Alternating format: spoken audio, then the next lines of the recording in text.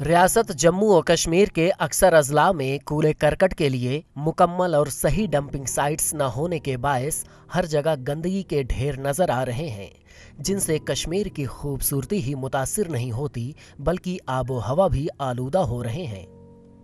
शायद अनकरीब ही यहाँ की खूबसूरती को चार चांद लगाने वाले नदी नाले और दरिया बदबूदार पानी में तब्दील हो जाएंगे। सरकारी हिदायत को बालाए ताक रखते हुए नई तामीर की जा रही इमारत की निकासी, गुस्ल खानों और बैतुल खला का फुजला सीधे दरिया में डाल दिया जाता है। शहर और गांव हर जगह यही हालात हैं।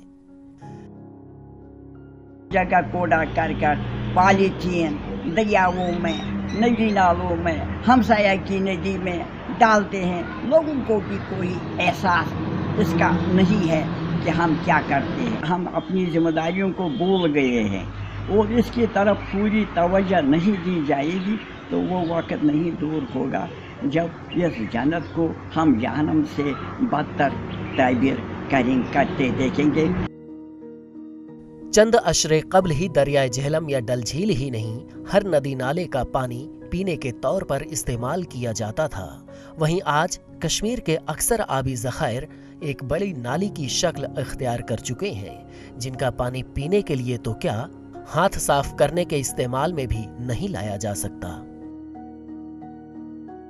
एक मोहल्ला कमेटी बननी चाहिए और हर एक इंडिविजुअल एजुकेट होना चाहिए कि मैं अपना जो हाउस होल्ड गार्बेज है या जो सॉलिड वेस्ट घर से निकलता है उसको मुझे कहाँ डंप करना चाहिए। उस अवेयरनेस की वजह से ही हम अपने इन रिसोर्सेज को जो नदी नाले हमारे हैं उनको बचा सकते हैं।